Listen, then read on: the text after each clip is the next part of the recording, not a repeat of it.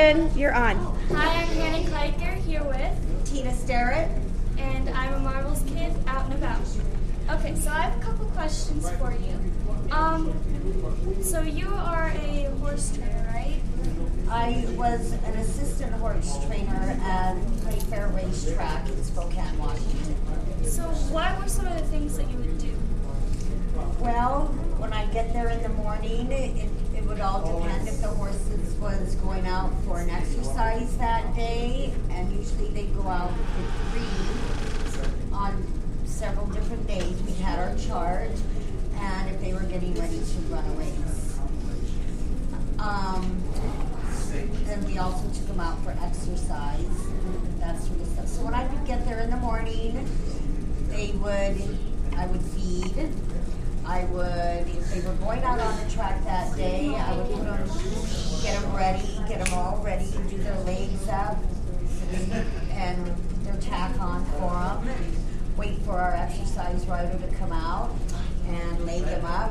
And then after the horses went out, I get the horses, put them on the our wash rack, give them a bath down, put them on the walker so they could cool out, and then put them back in their stall once I got the stall cleaned as well. And then on race night, I would have to be there 4 hours prior to a race because the vet would come by and the vets check on the horses and all. And then when it was getting close to my horse's race, say it was the 5th race, I would get him tacked up, get him all ready, take him out across the or from where our shed was. I would take him out to the paddock, and I would have to walk him around, get him ready until it was time for the jockeys to come out. And then when the jockeys would come out, I would leg our jockey up, take him to the horse so they could go to the gate.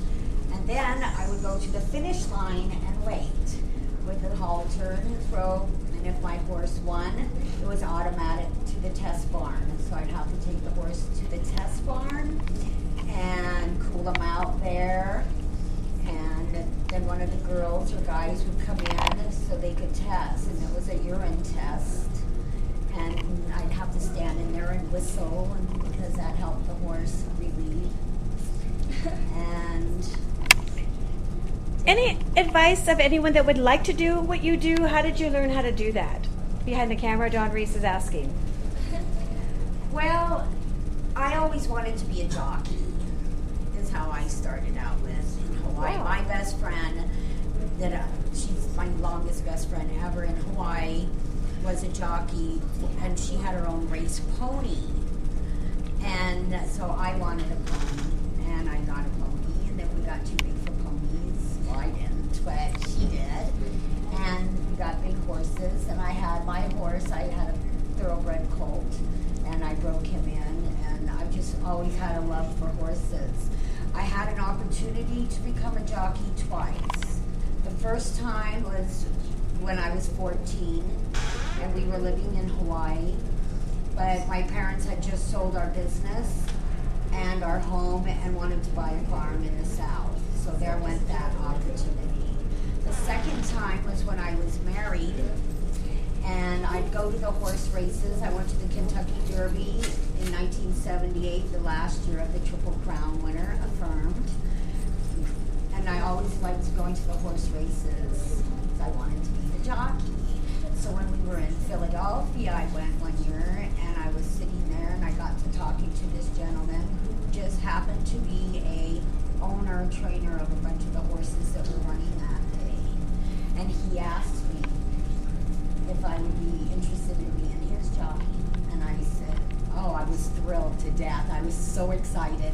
And I went home and told my husband at the time, oh my God, I can learn. This guy's going to train me at the racetrack, and I need to be at the racetrack at 4 o'clock in the morning, and he'll get me started and I can race with him. And my husband said, my wife is not getting up at 4 o'clock in the morning going to no racetrack with a bunch of cowboys. True story. So then when I moved to Washington, they had Playfair Racetrack, and I thought, I'm getting miss horse racing. So I did. And I went there for a job. I started out as a mucker for a couple of months, and then after that I became lead groom assistant trainer. Do you enjoy what you do? Do you like it? I love it. I have a deep passion for horses. I love it. What made you have a passion for horses? Have you just always liked them, or? Well, probably because my very best friend in Hawaii, since we were little girls, she had a pony, and then I wanted a pony. We used to ride on weekends, pack a lunch, go up to the waterfalls. We'd ride all day. Back, and Tina has a background in a major production TV film, and Michael Givens is huge. I'm giving you some hints here, guys. If you got Facebook dads, moms, listen to what I'm saying, because if you write these people, you tell them you have an agent or a manager, which is Wendy at Marbles. Okay, and these are things this is what I teach you in my class. Okay, you're on, Jeremy. So, do you have a question for her in film and TV? What productions have you been in? Well, Sets. I've been, when I was married to my husband, Hard Bodies, which was put out by Columbia Pictures, did School Spirit, Vendetta. I was actually in one of his movies years ago, as well as my kids, and that was Dragon Fight, which was small production. But Michael Givens has pretty much worked on all Ken's films. Oh, he's amazing. I mean, if you put michaelgivens.com, Wendy, hint, hint, you're going to go, oh my gosh. Yeah. And he's getting ready to go into production on this new film that they're going to do called Vinny, which is really, really good. Very good. And like Don was saying, there's the children's parts, and it's so inspirational. It's really, really good. We have Mr. Statue of Liberty over there with his hand up in the air. Tell her your name. Jackson, and did you like acting in these movies? Well, the only one that I had this little part in was Dragon Fight, and it was kind of unexpected, but I guess I did pretty good. I had a small role in it. I've never been wanted really to be an actress or that sort of thing. I don't. Okay, Everett, you have a question for Tina? What was your favorite horse? My favorite horse when I was at the racetrack was a horse called Ladies a Cinch. Good question. And she won just about every time for me except once, and that was the night I wasn't there because I had eye surgery. And then my other favorite was a horse called Bahinjan, who actually got hurt one night at the racetrack and tore his whole chest off and had 362 stitches. And I had to take care of that horse back to prime. And about a year and a half later, he ran again and he won for me again. That's a lot of stitches. That's a lot. And you have a question? Tell your name. Is this a horse you had almost? Yes. My name is Jagger, and I was wondering, what is the biggest part of your job?